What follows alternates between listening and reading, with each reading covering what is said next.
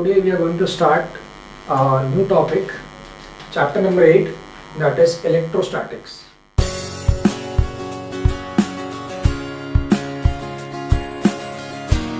So we know what is electrostatics. Electrostatics क्या है? Simple आप देख सकते हो, इलेक्ट्रोस्टैटिक को हम यहाँ पे इसको समझने के लिए, electrostatic is the combination of two words, one is electro and other is statics. तो इलेक्ट्रो का मीनिंग क्या होता है? इलेक्ट्रो का मीनिंग होता है चार्ज, और स्टैटिक का मीनिंग क्या होता है? रेस्ट पोजीशन पर. तो electrostatic is what? It is a branch of physics which deals with the study of charge which is at rest. यानी चार्ज अगर रेस्ट पे रहेगा तो वो कैसे बिहेव करेगा और उसकी क्या प्रॉपर्टीज होगी और वो क्या किस तरह से आसपास वो क्या चीज को प्रोड्यूस करेगा, उस बारे में इस चैप्टर को हमको डिटेल में पढ़ना है. इसका बहुत ही बेसिक चीज जो हम लोगों ने 11th स्टैंडर्ड में देखा है, तो उसके कुछ पॉइंट्स हम लोग देख लेते हैं ताकि हमको आगे प्रोसीड करने में जो है वो आसानी हो. सबसे पहले हम लोग देखते हैं कि इलेक्ट्रोस्टैटिक के अंदर अगर कोई चार्ज है जो रेस्ट पोजीशन पर है, सो दिस इज द पॉइंट. यहाँ पर मैं कंसिडर कर रहा हूँ कि ये यहाँ पर एक पॉजिटिव चार्ज है. तो अगर यहाँ पर पॉजिटिव चार्ज प्लस क्यू है तो ये क्या करेगा? ये अपने आसपास एक फील्ड प्रोड्यूस करेगा. चार्ज का नेचर इलेक्ट्रिक है, इसलिए यहाँ पर जितना भी यहाँ पर आसपास यहाँ पे जो फील्ड प्रोड्यूस करने वाला है, ये this field is known as electric field. अब इलेक्ट्रिक फील्ड को हमको समझना है, तो अगर हम उसको कंपेयर करें, इलेक्ट्रिक फील्ड को हम कंपेयर कर सकते हैं ग्रेविटेशनल फील्ड से, या हम इलेक्ट्रिक फील्ड को कंपेयर कर सकते हैं इस कंसेप्ट को समझने के लिए मैग्नेटिक फील्ड से. आपने नॉर्मली देखा है कि जो मैग्नेट होता है, मैग्नेट के आसपास एक रीजन होता है. वहां पर क्या होता है? अगर कोई भी मेटालिक ऑब्जेक्ट को हम लाते हैं तो मैग्नेट क्या करता है? उसको अट्रैक्ट कर लेता है. तो मैग्नेट के आसपास, मैग्नेट की विसिनिटी में एक फील्ड होती है, that is known as magnetic field. In the same way हमारा जो अर्थ है, प्लैनेट अर्थ के आसपास भी क्या है? एक बहुत दूर तक क्या है? एक ग्रेविटेशनल फोर्स एग्जिस्ट करता है. उस ग्रेविटेशनल फोर्स की वजह से क्या होता है? सारी बॉडीज जो होती है वो अर्थ की तरफ अट्रैक्ट करती है. इन the same way this is the, यहाँ पर जो फोर्स है वो इलेक्ट्रोस्टैटिक फोर्स है. इस रीजन में ये चार्ज जो यहाँ पर है, ये चार्ज के आसपास क्या है? यहाँ पर एक इलेक्ट्रिक फील्ड है, और इस इलेक्ट्रिक फील्ड में क्या होता है? किसी भी दूसरे चार्ज को अगर मैं यहाँ पे लेके आऊंगा तो होगा क्या? वो चार्ज या तो अट्रैक्ट होगा या फिर वो रिपेल होगा. ये बहुत ही सिंपल सा कंसेप्ट है जो हम लोगों ने लोअर स्टैंडर्ड में देखा है. अगर इस फील्ड के अंदर दूसरा पॉजिटिव चार्ज आएगा तो क्या होगा? रिपल्शन होगा. और अगर यहाँ पर नेगेटिव चार्ज लेके आएंगे तो क्या होगा? अट्रैक्शन होगा.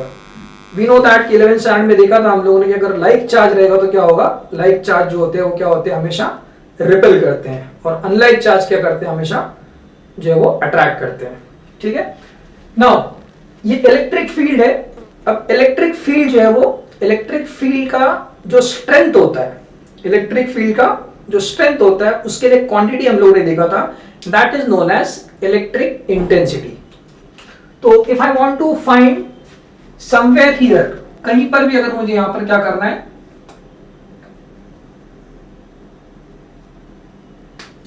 सपोज इस पॉइंट पर मुझे इलेक्ट्रिक फील्ड फाइंड करना है. This point is P point, electric field. इस चार्ज के इलेक्ट्रिक फील्ड में अगर मुझे इस पॉइंट पर इसका इलेक्ट्रिक फील्ड का स्ट्रेंथ फाइंड करना है, तो मुझे करना क्या पड़ेगा? मुझे बाहर से यहां पर लाकर एक चार्ज को प्लेस करना पड़ेगा. This is my test charge which is Q0. तो Q0 को लाके जब हम लोग यहां पर रखेंगे तो होगा क्या?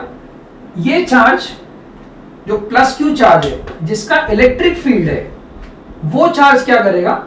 इसके ऊपर एक फोर्स एक्सर्ट करेगा. क्या करेगा? इसके ऊपर एक फोर्स एक्सर्ट करेगा. जितना भी ये फोर्स एक्सर्ट करेगा, that is known as electric field due to this charge at this point. ठीक है. तो इसका फॉर्मूला क्या है? बहुत ही सिंपल सा फॉर्मूला है.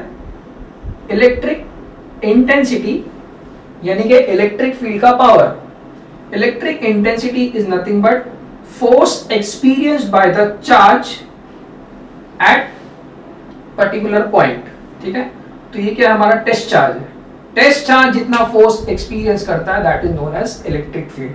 एंड सिंपली अगर ये क्वांटिटी आप देख सकते हो, ये क्वांटिटी क्या है, फोर्स है, फोर्स इस तरफ जा रहा है, तो ये फोर्स हमारे पास क्या है, वेक्टर क्वांटिटी है, तो ये भी क्या रहेगा, वेक्टर क्वांटिटी है। ठीक है, इसका एसआई यूनिट क्या होगा, इसका एसआई यूनिट क्या होगा, एसआई यूनिट इज न्यूटन पर कूलम। फोर्स का यूनिट क्या होगा, न्यूटन, और चार्ज का यूनिट क्या होगा, कूलम। ठीक है, तो ये रहा इलेक्ट्रिक फील्ड के बारे में हम लोगों ने देखा।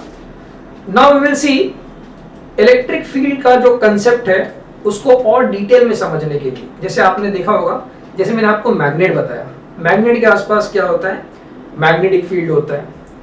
और वो जो मैग्नेटिक फील्ड जो होता है वो एक इमेजिनरी कंसेप्ट है, वहां पे कोई भी एक ऐसा नहीं है कि वहां पर कोई लाइंस ड्रॉ करके रखा है किसी ने, या कोई चीज वहां पर है, वो एक इमेजिनरी कंसेप्ट है, एक हवा में है सब कुछ। जैसे ग्रेविटेशनल फील्ड हवा में है, वैसे मैग्नेटिक फील्ड भी वैसी हवा में है।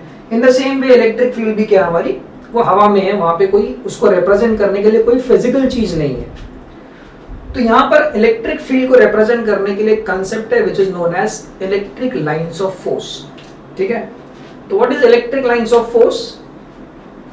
सिंपल, अगर मैं यहाँ पे चार्ज कंसिडर करूं, सपोज यहाँ पे मेरे पास बहुत सारे चार्जेस है, पॉजिटिव चार्ज है, तो इलेक्ट्रिक फील्ड क्या होगा, इसका जो इलेक्ट्रिक फील्ड होगा इसका डायरेक्शन मुझे फाइंड करना है। ये मेरे पास एक प्लेट है, या मेरे पास ये एक रॉड है। ठीक है, इस रॉड की वजह से मुझे फाइंड करना है कि इलेक्ट्रिक फील्ड इसके आसपास क्या होगी। तो करना क्या पड़ेगा, अगर मुझे इलेक्ट्रिक फील्ड का डायरेक्शन फाइंड करना है तो सिंपली मैं क्या करूंगा, यहाँ पर इस पॉइंट पे लाकर या किसी भी पॉइंट पर लाकर यहाँ पर पास में टेस्ट चार्ज को रखेंगे। क्या करेंगे, टेस्ट चार्ज को रखेंगे। तो जब मैं कहीं से भी लाके टेस्ट चार्ज को यहाँ पे रखूंगा, अगर ये मेरा पॉजिटिव चार्ज है तो ऑब्वियसली क्या होगा, ये एक पाथ फॉलो करेगा, है ना, ये एक पाथ फॉलो करेगा, स्ट्रेट लाइन में जाएगा। तो this path, this is the imaginary path, ये कोई लाइन ड्रॉ करके नहीं जा रहा है, तो हमने रिप्रेजेंट करने के लिए बताया है कि ये क्या कर रहा है, एक पाथ फॉलो कर रहा है। तो ये जो टेस्ट चार्ज इस रॉड के ऊपर जो चार्जेस है उसकी वजह से जो आगे बढ़ रहा है, जिस लाइन को वो फॉलो कर रहा है, this is known as electric lines of force. अगर मैं दूसरे पॉइंट की बात करूं, अगर हम इस पॉइंट पे लगे किसी और चार्ज को रखते हैं, मान लो this is my Q1 charge, तो वो क्या करेगा, वो इस लाइन को फॉलो करेगा। इन द सेम वे अगर मैं किसी तीसरे चार्ज को यहाँ पे लाके रखता हूँ तो क्या होगा, this is my Q2 charge, वो इस तरफ जाएगा, तो वो भी क्या करेगा, एक सर्टेन लाइन फॉलो करेगा। ठीक है, तो these are the lines which are the path followed by different charges when they are in the vicinity of electric field या in the vicinity of group of charges। एक electric field के अंदर अगर मुझे इलेक्ट्रिक फील्ड का direction find करना है तो मुझे चार्जेस को लाके यहाँ पे प्लेस करना पड़ेगा, और वो चार्जेस क्या करेंगे, ऐसे ही क्या करेगा वो, it will move away from the this rod and this is known as what, electric lines of force। तो इलेक्ट्रिक लाइंस ऑफ फोर्स का डेफिनेशन 11th में हम लोगों ने देखा था, व्हाट इज दैट, सिंपल है, electric lines of force is nothing but the path followed by unit positive charge when it is placed in an electric field. आई बात समझ में? ओके, तो इलेक्ट्रिक लाइंस ऑफ फोर्स की properties क्या है हम लोग देख लेते हैं, बहुत ही सिंपल प्रॉपर्टीज देख लेते हैं हम लोग। What are the properties of electric lines of force?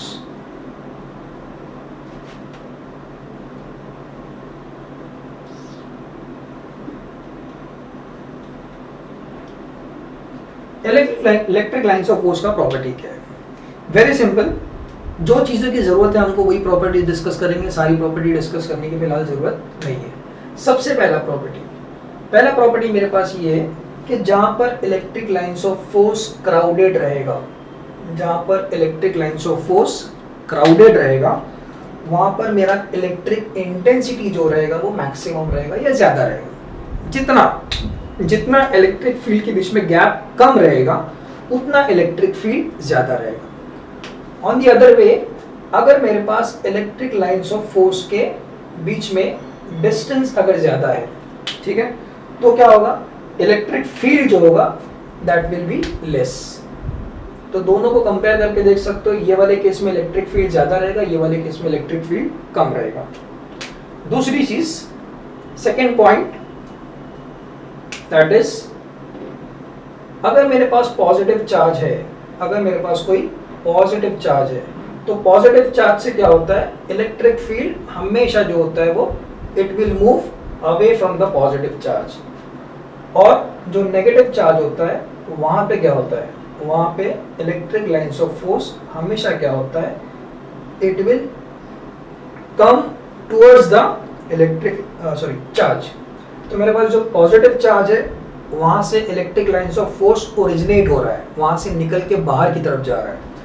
और जो नेगेटिव चार्ज होता है वहां पे क्या होता है, electric lines of force charge की तरफ आता है। ठीक है, ओके। नेक्स्ट थर्ड पॉइंट क्या है हमारा, थर्ड पॉइंट है जो इलेक्ट्रिक लाइंस ऑफ फोर्स है they do not cross each other. कभी भी ऐसा नहीं हो सकता है, it is not possible that कि कोई भी इलेक्ट्रिक लाइंस ऑफ फोर्स, अगर ये मेरे पास चार्ज पॉजिटिव चार्ज है, ठीक है, और ये मेरे पास दूसरा पॉजिटिव चार्ज है यहाँ पर, तो इसका इलेक्ट्रिक फोर्स इसका इलेक्ट्रिक लाइन और इसका इलेक्ट्रिक लाइन कभी भी एक दूसरे को क्रॉस करके नहीं जाएगा। They are always parallel to each other. Next point is जो इलेक्ट्रिक लाइंस ऑफ फोर्स होता है they always pass through insulator. कहां से पास होता है, इंसुलेटर से पास हो सकता है, it can not pass through conductor. ये सारी प्रॉपर्टीज हम लोगों ने 11th स्टैंडर्ड में देखा है, this is revision for you. ठीक है, ओके। उसके बाद आई थिंक इनफ प्रॉपर्टीज है जो हम लोग देख रहे हैं यहाँ पर। अगर मेरे पास दो पैरेलल प्लेट्स है, अगर एक पे मैंने पॉजिटिव चार्ज दिया है, दूसरे पे मैंने क्या किया है, नेगेटिव चार्ज दिया है। ये प्लेट है जिसके ऊपर पॉजिटिव चार्ज है, ये प्लेट है जिसके ऊपर नेगेटिव चार्ज है। ठीक है, this is positively charge plate and this is negatively charge plate. अब बोलेंगे सर ये पॉजिटिव चार्ज और नेगेटिव चार्ज प्लेट कैसे आएगा? सिंपली यार इसको कनेक्ट कर दो एक बैटरी से। जब इसको ये प्लेट को हम बैटरी से कनेक्ट करेंगे तो क्या होगा, इसके ऊपर यहाँ पर हमारे पास, क्योंकि ये पॉजिटिव टर्मिनल से कनेक्ट है तो ये पॉजिटिवली चार्ज हो जाएगा, और ये नेगेटिव टर्मिनल से कनेक्ट है तो यहाँ पे नेगेटिवली चार्ज हो जाएगा। तो यहाँ पर क्या होगा, यहाँ पर नेचर जो होता है इलेक्ट्रिक लाइंस ऑफ फोर्स का, इलेक्ट्रिक लाइंस ऑफ फोर्स हमेशा पैरेलल रहेगा। तो देख सकते हैं हम लोग डिफरेंट प्रॉपर्टीज है ये कि इलेक्ट्रिक लाइंस ऑफ फोर्स क्या होता है और इलेक्ट्रिक लाइंस ऑफ फोर्स की प्रॉपर्टीज क्या होता है, ये हम लोगों ने शॉर्ट में देखा। अब चलते हैं हम लोग नेक्स्ट टॉपिक, दैट इज एक पार्ट हमको समझना है, what is electric flux. Electric flux क्या होता है?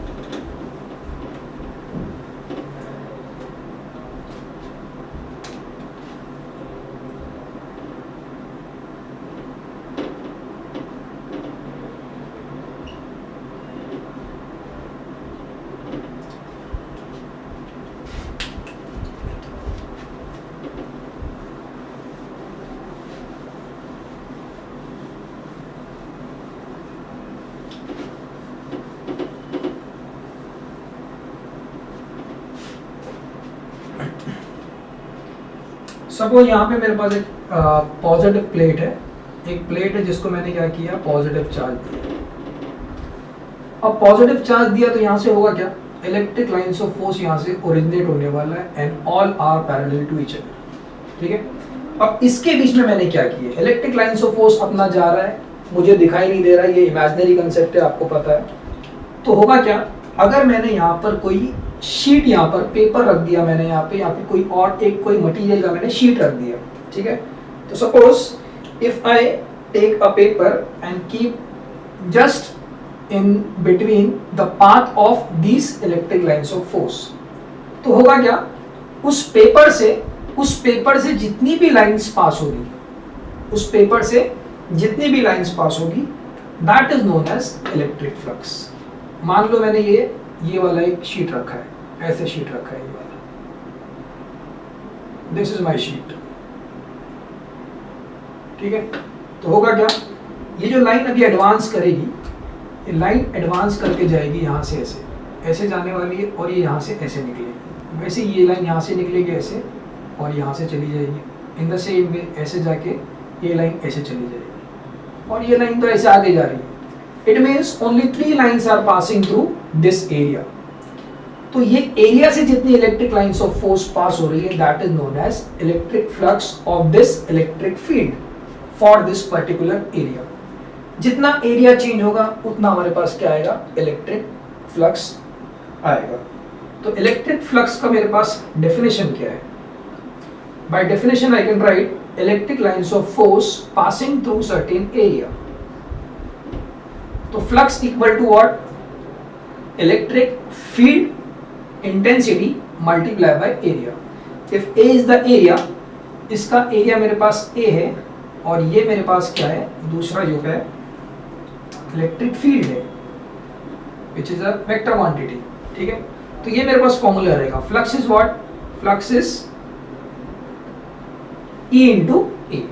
ओके, अगर एरिया चेंज होगा तो मेरे पास ये क्या रहेगा, ए को हम चेंज करेंगे। जैसे अगर मैं कहीं और पर कोई और कंडीशन है मेरे पास, ये electric lines of force pass हो रहा है, ठीक है, और यहाँ पर मेरे पास क्या है, दूसरा है कोई इर्रेगुलर शेप का एरिया है, ये मेरा इर्रेगुलर शेप का एरिया है, ठीक है, तो यहाँ से पास हो रहा है। अब ये जो एरिया, ये बहुत ही छोटा एरिया है, इसको कंसिडर करते हैं हम लोग ds, ठीक है। और इलेक्ट्रिक फील्ड क्या है? Again electric field is E, electric field is E। तो इस केस में फ्लक्स क्या होगा? इस केस में फ्लक्स होगा E vector dot ds vector, ठीक है। इसको हम लोग डिफाइन करेंगे E vector dot ds vector से। ये मेरा मैग्नीट्यूड का फॉर्म है, मैंने ये वाला मैंने वेक्टर फॉर्म में लिखा है, ठीक है। तो यहाँ पर कैसे है, इसको अगर हम लोग सॉल्व करते हैं आगे तो क्या होगा, ये डॉट प्रोडक्ट है, तो डॉट प्रोडक्ट में क्या होगा, E ds। डॉट प्रोडक्ट में आपको पता है जब डॉट और वेक्टर साइन जाता है तो यहाँ पे क्या आ जाता है, cos थीटा। तो हम लोग इसको लिख सकते हैं E ds cos थीटा। तो किसी भी स्मॉल सरफेस एरिया से मुझे फ्लक्स फाइंड करना है तो उसका फॉर्मूला क्या रहेगा, E ds cos थीटा, ठीक है। कभी भी हम लोग जब फ्लक्स फाइंड करने जाएंगे, हम लोग किसी भी ds एरिया का पहले फ्लक्स फाइंड करेंगे, उसके बाद एक बड़ी बॉडी के लिए फाइंड करेंगे। आगे चल के आपको समझ में आएगा कि कंसेप्ट कैसे आगे हम लोग यूज करेंगे, ठीक है। तो अगर मेरे पास ये एरिया है, ये पूरा बड़ा सा एरिया है, इर्रेगुलर शेप का एरिया है, ठीक है। यहाँ से अब मैंने चार्जेस ड्रॉ नहीं करना है, यहाँ से मुझे अभी इलेक्ट्रिक फील्ड के लाइंस में भी वापस ड्रॉ नहीं करूंगा। मुझे ये पता है कि इसका एरिया कितना है, इसका टोटल सरफेस एरिया मेरे पास S है, ठीक है। अब यहाँ पे कहीं पे इसके अंदर चार्जेस है, इस बॉडी के अंदर चार्जेस है। अब मुझे अगर इलेक्ट्रिक फ्लक्स इसका लिखना है, तो इसका इलेक्ट्रिक फ्लक्स मुझे अगर लिखना है तो क्या करेंगे हम लोग, इसमें सबसे पहले हम लोग क्या करते हैं, छोटा सा एरिया कंसिडर कर लेते हैं। This area is what, this area is ds। तो ds एरिया के लिए क्या होता है, phi E ds cos theta. Entire body के लिए अगर मुझे करना है, अगर मुझे एंटायर बॉडी के लिए करना है तो मुझे क्या करना पड़ेगा, जस्ट इसको इंटीग्रेट करना पड़ेगा, ठीक है। तो इसको इंटीग्रेट करेंगे हम लोग तो यहाँ क्या मिल जाएगा, E ds cos थीटा, ठीक है। आप चाहे तो ऐसे भी लिख सकते हो, अगर स्मॉल बॉडी के लिए है, स्मॉल सरफेस एरिया के लिए, तो हम इसको क्या करते हैं, इसको हम लोग d phi लिख लेते हैं। ये क्या हो जाएगा, मेरे पास d phi हो जाएगा। और अगर एक एंटायर बॉडी के लिए लिखना है मुझे, तो मैं क्या लिखूंगा, इसको फाई लिखूंगा। देखो रिप्रेजेंट करने के अपने तरीके, आप चाहे डी फाई से, क्योंकि ये ds के लिए, इसके लिए डी फाई लिखा है मैंने। यहाँ पे क्या है, पूरे एंटायर बॉडी के लिए, इसके लिए मैंने इसको फाई से कंसिडर किया है, ठीक है। तो phi equals to what, E ds cos theta. या फिर आपको वेक्टर फॉर्म में लिखना है, तो वेक्टर फॉर्म में कैसे लिखोगे आप, वेक्टर फॉर्म में लिखने के लिए integration over a close surface E vector dot ds vector. तो ये एंटायर बॉडी के लिए है, ये किसी स्मॉल एरिया के लिए है, ये किसी रेगुलर बॉडी के लिए है, ठीक है। तो आई थिंक फ्लक्स का आपको कंसेप्ट एकदम अच्छे से क्लियर हो गया है। अब फ्लक्स को लेकर ही हम लोगों ने गॉस लॉ पढ़ा था, उसका स्टेटमेंट देखेंगे हम लोग, और एक फिर उसके आगे बढ़ते हैं हम लोग।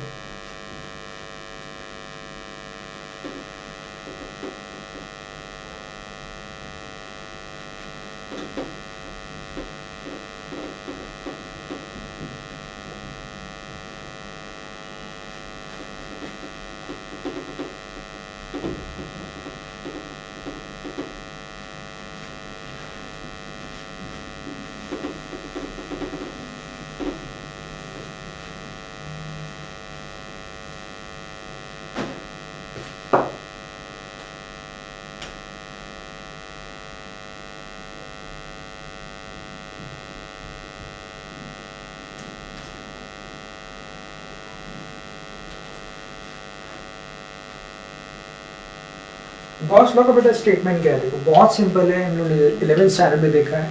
व्हाट इट सेज कि जो इलेक्ट्रिक flux of the electric field over a closed surface is equal two charges enclosed by that surface divided by epsilon not. मैं वापस रिपीट कर रहा हूं इसको। What is flux? Flux is electric flux of electric field. Electric flux किसी भी electric field का होता है, तो electric flux of electric field is charges enclosed by the surface divided by epsilon not. बहुत ही सिंपल सा आपको याद रखना है कि मेरे पास जो फ्लक्स है, फ्लक्स क्या होता है? फ्लक्स इज जो भी बॉडी के अंदर चार्ज होगा वो, और डिवाइड बाय क्या? Epsilon not. एप्सिलॉन नॉट आपको पता है एप्सिलॉन नॉट क्या होता है, देखा हम लोगों ने। Epsilon not is the permittivity of the free space, या फिर परमिटिविटी ऑफ द वैक्यूम, या फिर परमिटिविटी ऑफ द एयर। तो एप्सिलॉन नॉट का वैल्यू पता है आपको, एयर के लिए 1 होता है जो भी। तो गॉस क्या बोलता है कि फ्लक्स जो होता है हमारा क्या होता है, कोई भी बॉडी के अंदर जितने भी चार्ज भरे होंगे वो charge divide by epsilon not, बस इसके आगे कुछ नहीं। इतना हमको स्टेटमेंट अगर पता है तो हम आगे हम लोग चैप्टर के लिए काफी है।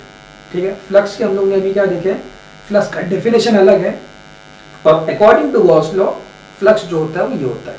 ठीक है, चलो अभी दूसरा कंसेप्ट जो हम लोग ने देखा है वो हिसाब से हम लोग ने फ्लक्स देखा था। Flux is nothing but integration over a closed path E vector dot D S vector. ठीक है, तो दोनों के ये भी फ्लक्स है, ये भी फ्लक्स है। जैसे मैंने आपको बताया था ये बॉडी था, इस बॉडी के अंदर हम लोग ने ये सरफेस लिया था, that is small surface area, that is ds। यहां पर मेरे पास चार्ज है, मान लो ये पॉइंट पे चार्ज है, दिस चार्ज इज +q। तो इस चार्ज की वजह से इस पॉइंट पर इलेक्ट्रिक फील्ड का डायरेक्शन क्या होगा? ऑब्वियसली यहां देख सकते हो आप, एक मुझे लाइन ड्रॉ करनी पड़ेगी। यहां पे जो मैं लाइन ड्रॉ करूंगा, अलोंग दिस लाइन मेरे पास ये रहेगा इलेक्ट्रिक फील्ड का डायरेक्शन। ठीक है, ds is my small area. ये ds क्या होता है? ये स्मॉल एरिया होता है, और ds के ऊपर ही अगर मैं कोई वेक्टर ड्रॉ कर लूं तो ये मेरे पास है ds वेक्टर। ठीक, ds इज एरिया, ये ds एरिया है, this is my ds area, और इसके ऊपर अगर मैंने कोई वेक्टर ड्रॉ किया है तो that is known as area vector, that is ds vector. ये 11th स्टैंडर्ड में देखा आपने एरिया वेक्टर क्या होता है। एरिया के ऊपर अगर हम लोग कोई वेक्टर ड्रॉ करते हैं तो that is known as area vector. ठीक है, नाउ वन मोर थिंग, इसको हम लोग क्या लिख सकते हैं अभी, दोनों के कॉम्बिनेशन को हम लोग लिख सकते हैं क्या? By flux is equal to what? Integration of E vector dot ds vector is equal to q upon epsilon not. ये हम लोगों ने 11th में देखा है। ठीक है, फ्लक्स को ये भी लिख सकते हैं, फ्लक्स को ये भी लिख सकते हैं, या फिर आप दोनों के कॉम्बिनेशन से आप इसको ऐसे भी लिख सकते हो। तो हम लोग डायरेक्टली अगर ये यूज करते हैं, डायरेक्टली हम ये यूज करते हैं, ये यूज करते हैं, सारे के सारे फ्लक्स ही है। आई बात समझ में?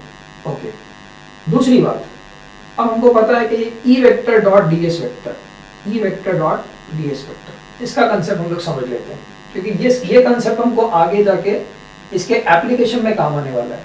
ठीक है, तो ई वेक्टर डॉट ds वेक्टर हमने देखा था, इसको अब जब हम लोग ओपन करते हैं तो क्या होता है? ई ds cos थीटा। बच्चा यहाँ पे समझने वाली बात ये है कि थीटा क्या है, थीटा किसके बीच का एंगल है। सबसे ज्यादा कंफ्यूजन यहाँ पे थीटा में आने वाली है। ठीक है, अगर ये पार्ट क्लियर नहीं हुआ तो आगे थीटा में बहुत कंफ्यूजन आने वाली है। थीटा क्या होता है? Theta is the angle between, theta is angle between, ये दो चीजों के बीच में एंगल है, किसके?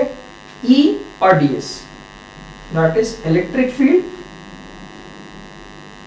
E that is electric field and ds vector that is area vector। तो E और ds के बीच में जो एंगल होता है दैट इज थीटा।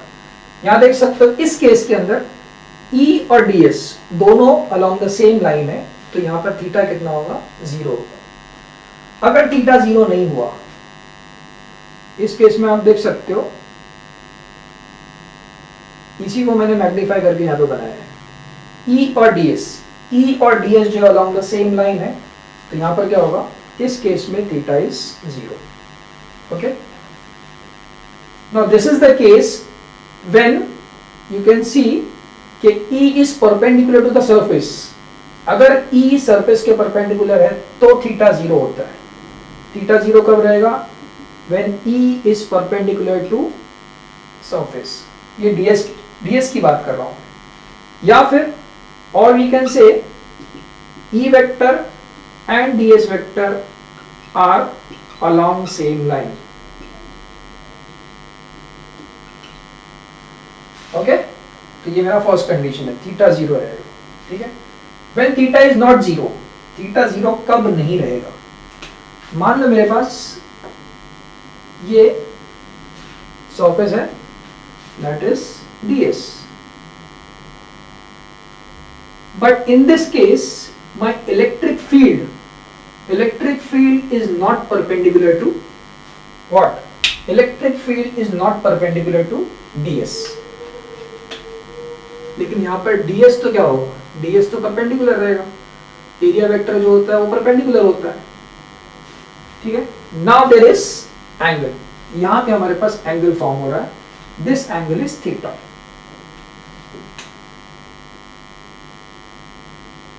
ओके, तो अगर मेरे पास E सरफेस के परपेंडिकुलर नहीं है, तब E एंड ds के बीच में एंगल होने के चांसेस रहेंगे, अदरवाइज वहां पर एंगल नहीं रहेगा। ठीक है, तो in this case second, theta is not equal to 0 when E is not perpendicular to ds। I am writing in the short form.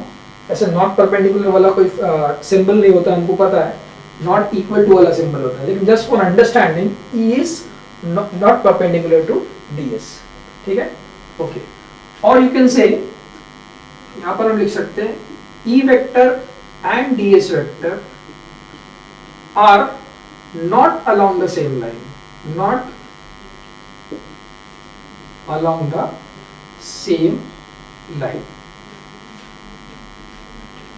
तो आई सपोज कि आपको ये कंसेप्ट अभी क्लियर है। ठीक है, ये कंसेप्ट आपको क्लियर है कि फ्लक्स क्या होता है और फ्लक्स को हम लोग कहाँ पे अप्लाई करने वाले हैं। ठीक है, तो अब हम लोग स्टार्ट करते हैं हमारा मेन टॉपिक,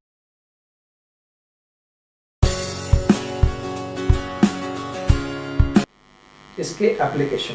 ठीक है, 11th स्टैंडर्ड में हम लोगों ने देखा था कि कैसे हम लोग गॉस लॉ को हमने प्रूव देखा था। 11th स्टैंडर्ड में हमने गॉस लॉ का प्रूव देखा था, और यहाँ पे हम लोग क्या करेंगे, अभी गॉस लॉ के एप्लीकेशंस देखेंगे।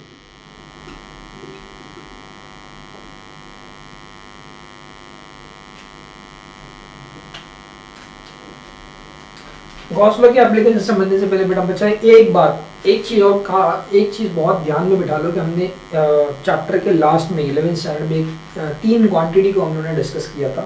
एक था लीनियर चार्ज डेंसिटी, एक था सरफेस चार्ज डेंसिटी, और एक था वॉल्यूम चार्ज डेंसिटी। आपको पता होगा लीनियर चार्ज डेंसिटी जो होता है वो क्या होता है, it is along some length. अगर मेरे पास ये रॉड है, अगर मेरे पास ये रॉड दिया हुआ है मेरे पास, और रॉड में यहाँ पे चार्जेस है, पॉजिटिव चार्ज, जो भी चार्ज यहाँ पर है, और सिंपल सी बात है कि हम लोग इस चैप्टर के अंदर पॉजिटिव चार्ज के बारे में ही बात करने वाले हैं। तो पॉजिटिव चार्ज है गिवन, सपोज यहाँ पर पॉजिटिव चार्ज कितना दिया है, Q दिया है, और यहाँ पर ये जो लेंथ है रॉड का वो L है। तो जब भी लेंथ के बारे में बात करेंगे हम लोग, तो होगा क्या, linear charge density, linear charge density. तो linear charge density is what? It is denoted by lambda and that is Q by L. Charge per unit length is known as linear charge density. इसका मतलब क्या होता है, exam में हम लोगों को मार्क्स मिलता है, सिंपल एवरेज स्टूडेंट को मार्क्स मिलता है 5 out of 10, है ना, 10 में से 5 मिला है। तो यहाँ पे क्या है, इसका मतलब क्या है, इतने लेंथ में कितने चार्जेस है, वॉल्यूम वाला कंसेप्ट बहुत ही सिंपल है। अगर मेरे पास इतने लेंथ में, ये मेरे पास लेंथ 10 सेंटीमीटर का है और यहाँ पर कितने चार्जेस है, 50 चार्जेस है, ठीक है। अगर मेरे पास यहाँ पर 50 चार्जेस है और लेंथ है 10 सेंटीमीटर का, तो ये कितना हो जाएगा, this will be 5 coulomb per centimetre. तो मेरा जो लीनियर चार्ज डेंसिटी होगा वो क्या होगा, 5 कूलम पर सेंटीमीटर होगा। यानी 1 सेंटीमीटर में 5 चार्जेस आ रहे हैं। 10 सेंटीमीटर में 50 चार्जेस था, तो 1 सेंटीमीटर में कितना है, 5 चार्जेस है, ठीक है। तो बहुत ही सिंपल कंसेप्ट है, हमको ये समझना पड़ेगा। आगे के टॉपिक्स में ये वाला पॉइंट भी हमको काम आने वाला है।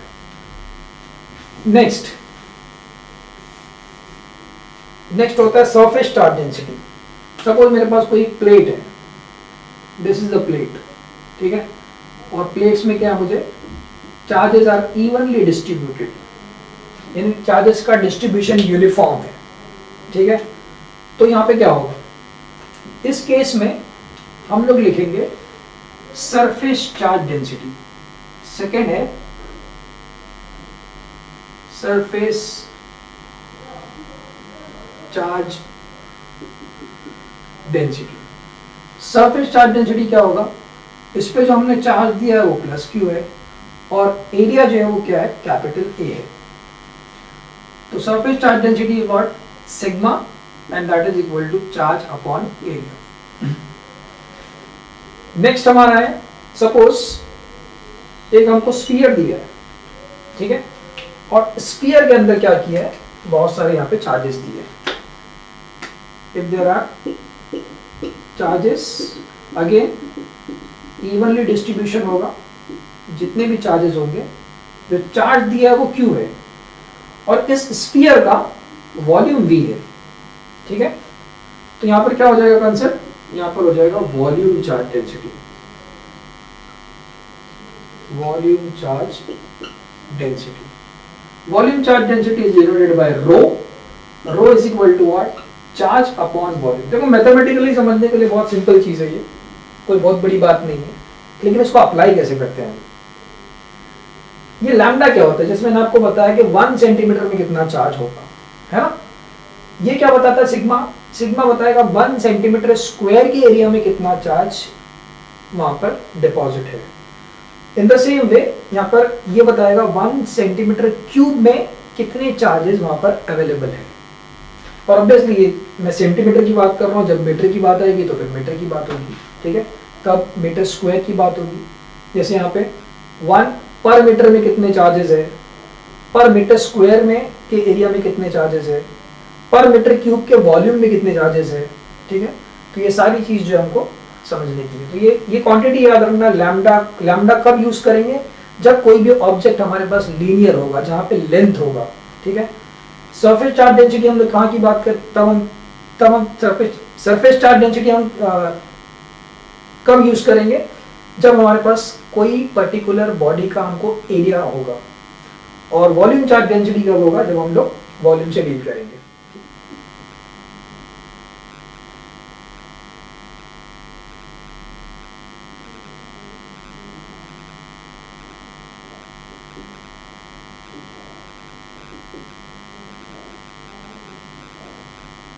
गॉस लॉ के एप्लीकेशंस में हम लोग के पास यहाँ पर 3 टॉपिक है। पहला टॉपिक है स्फीयर, हमारा जो बॉडी रहेगा वो स्फेरिकल रहेगा, ठीक है।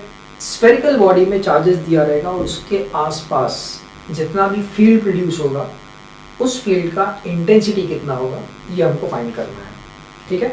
सेकेंड टॉपिक में हम देखेंगे कि अगर मेरे पास कोई बॉडी सिलेंड्रिकल है, तो सिलेंड्रिकल बॉडी की वजह से आसपास फील्ड कितना प्रोड्यूस होता है और इलेक्ट्रिक इंटेंसिटी का वैल्यू कितना आएगा, उसका फॉर्मूला डिराइव करना है हमको, ठीक है।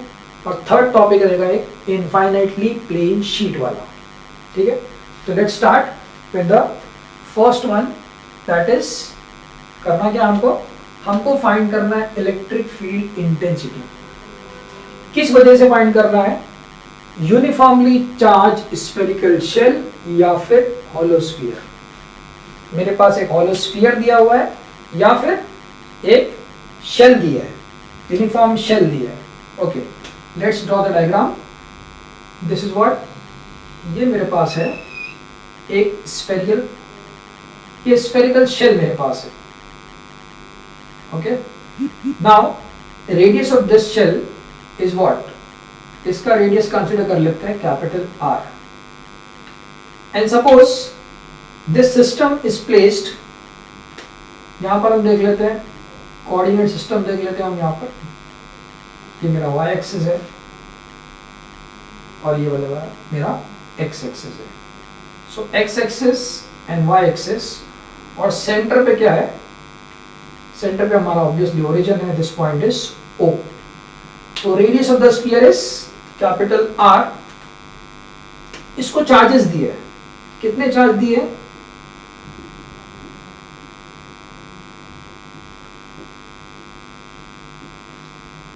यहां पर जो चार्ज दिया है वो चार्ज का डिस्ट्रीब्यूशन क्या है? चार्ज का डिस्ट्रीब्यूशन यूनिफॉर्म है.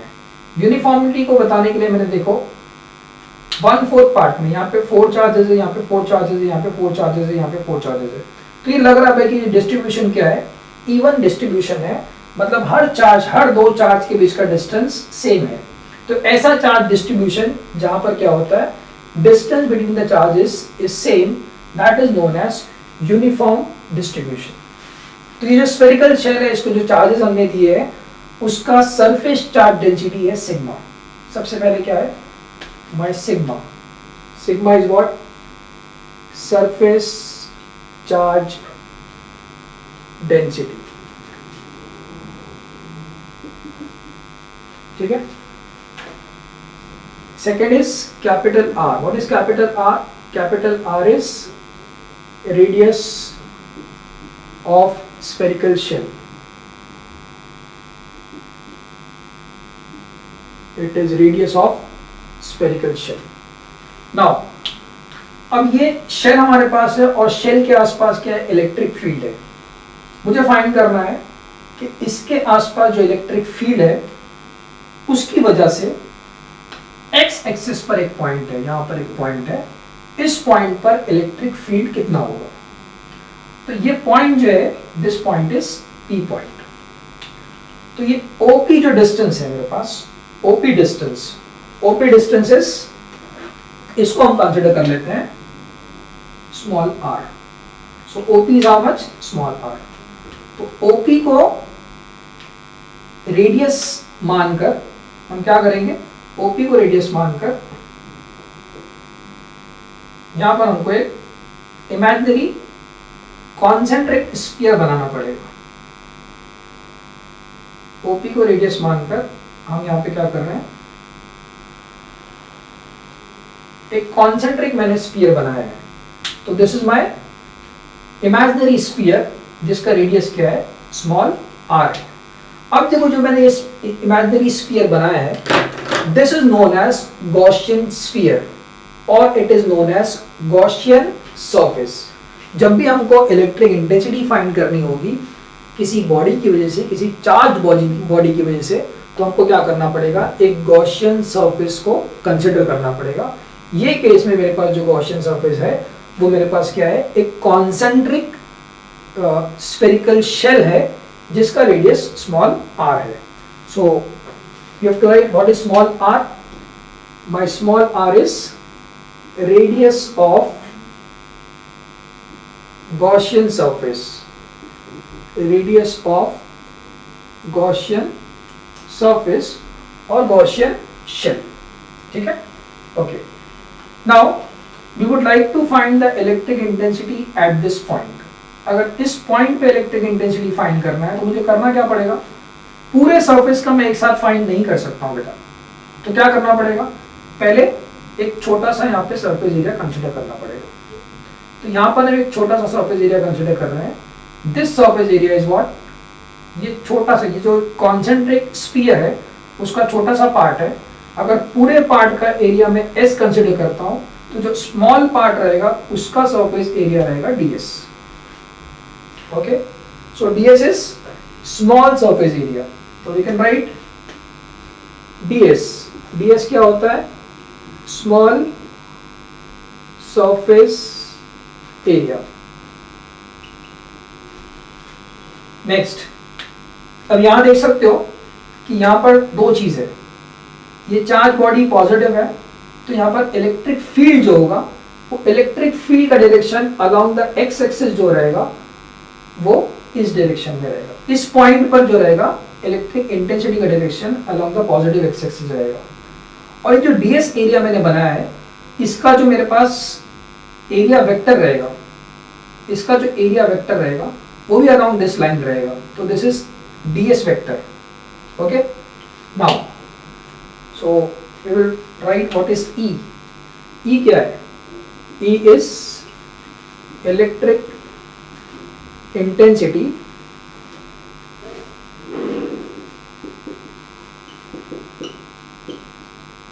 at point P। Okay, ds हो गया। What is ds? ds vector, ds vector is area vector. Now what we have to do, एक बात यहाँ पे याद रखना है, हमको कोई भी बॉडी का अगर हमको इलेक्ट्रिक इंटेंसिटी फाइंड करना है तो हमको दो चीजों का ख्याल रखना पड़ेगा। सबसे पहले हमको फाइंड करना पड़ेगा, सबसे पहले हमको अप्लाई करना पड़ेगा गॉस थ्योरम।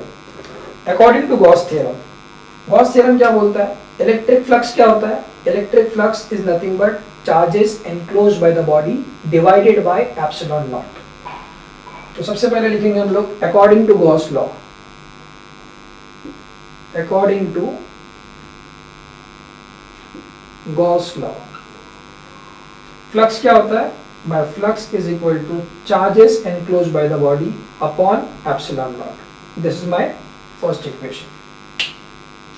Now, हम लोग ने ये क्वांटिटी देखा है सरफेस चार्ज डेंसिटी। तो सरफेस चार्ज डेंसिटी क्या है? Surface charge density is sigma. Sigma equals to what? Total charge upon area of the body. So sigma क्या हो जाएगा? Sigma is equal to total charge Q upon what is A? A is the area of this. A is the area of Gaussian surface. तो Gaussian surface का area क्या होगा बेटा?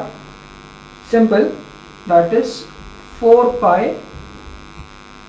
इसमें क्या बेटा देखो करना क्या हमको, ये कैपिटल A क्या होगा? Capital A is the area of charged sphere। तो चार्ज स्फीयर का जो एरिया रहेगा वो क्या रहेगा? 4 pi capital R square। Therefore, what we can write? Therefore, मेरे पास जो Q आएगा, Q will be equal to what? 4 pi R square multiplied by sigma। This is my second equation। Now see, अब क्या find करना है हमको?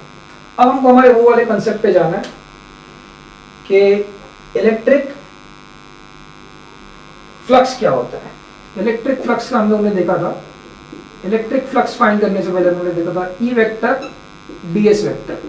ई vector dot ds vector को हम लिख सकते हैं ई वेक्टर का मैग्नीट्यूड, ds वेक्टर का magnitude and cos theta.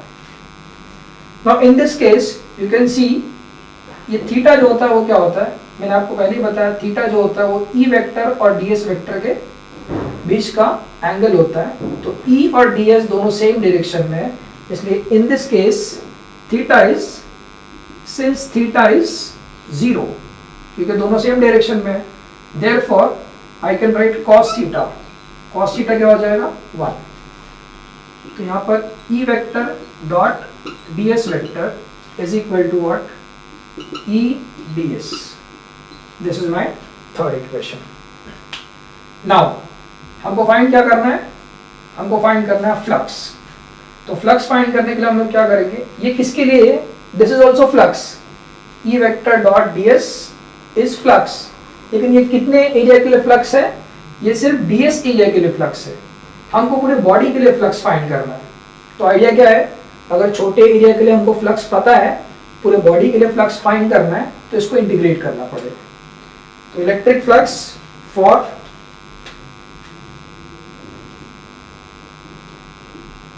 electric flux for entire surface, entire surface के लिए जो इलेक्ट्रिक फ्लक्स होगा that is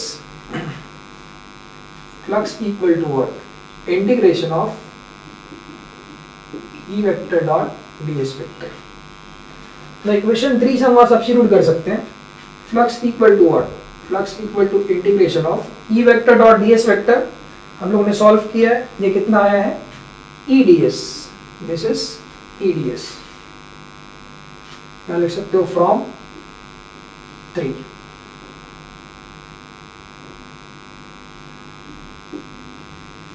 now flux equal to what? Flux equal to E constant रहेगा, बाहर आ जाएगा बेटा, integration of ds। Now integration of ds क्या होगा? इंटीग्रेशन ऑफ ds मतलब ds एक छोटा सा पार्ट है इस स्फीयर का, ओके? तो इंटीग्रेशन ऑफ ds क्या होगा? इंटीग्रेशन ऑफ ds होगा इस गॉसियन सरफेस का टोटल सरफेस एरिया। तो गॉसियन सरफेस का टोटल सरफेस एरिया क्या होगा? That is E multiply by 4 pi r square. Gaussian surface का एरिया क्या? स्मॉल r है, इसलिए इसका टोटल सरफेस एरिया जो रहेगा वो 4 पाई r स्क्वायर हो जाएगा। यहाँ लिख सकते हो since ds is equal to what? 4 pi r square. Now this is my equation number 4। ये मेरे पास फ्लक्स का इक्वेशन आ गया है। फ्लक्स का फर्स्ट इक्वेशन देखो, फर्स्ट इक्वेशन भी फ्लक्स का है, फोर्थ इक्वेशन भी फ्लक्स का है। तो फ्रॉम 1 and 4, फ्रॉम 1 and 4, 1 और 4 से हम लोग क्या लिख सकते हैं? E is equal to E 4 pi r square equal to Q upon epsilon not. तो E का फॉर्मूला क्या आ जाएगा यहाँ पे? E is equal to Q upon 4 pi r square epsilon not. इसको रीअरेंज कर देते हैं। E is equal to what? 1 upon 4 pi epsilon not Q by r square. So this is the my final result. ये वाला final result है, that is electric intensity due to uniformly charge spherical shell. ठीक है, अब बेटा 2 cases discuss करने हैं, उसके बाद हमारा टॉपिक यहाँ खत्म हो जाएगा। ठीक है, ओके।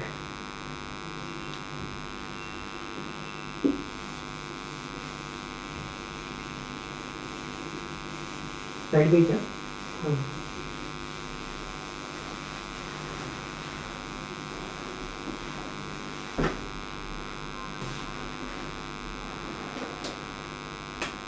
केस 1। केस 1 क्या है? इफ पॉइंट P, जो पॉइंट P है, it lies on the surface of charged sphere. Charge surface पे अगर ये यहाँ पे आ जाता है, पॉइंट P अगर ये यहाँ से यहाँ पे आ जाता है, मतलब मेरे पास क्या है? स्मॉल r का value will be equal to capital R। तो यहाँ लिखेंगे हम लोग, if point P, if P lies on charged sphere,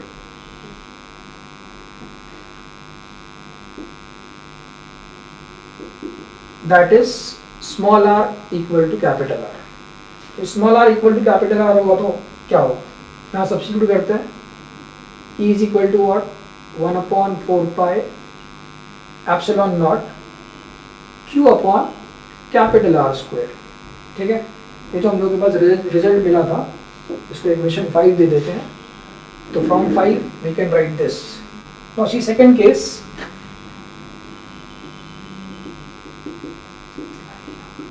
If point P lies inside the sphere, inside the sphere अगर point P जाएगा तो देख सकते हो कि इस स्फीयर के अंदर कोई भी चार्ज नहीं है। अगर चार्ज वहाँ पे एब्सेंट है तो इलेक्ट्रिक फील्ड वहाँ पर होगा ही नहीं। ठीक है, इनसाइड द स्फीयर यहाँ पे क्या होगा? That is charge is 0। If charge is absent, therefore electric intensity inside the sphere is always 0। कोई भी कंडक्टिंग बॉडी हो, उसके अंदर अगर चार्ज नहीं है तो इलेक्ट्रिक फील्ड क्या होगा?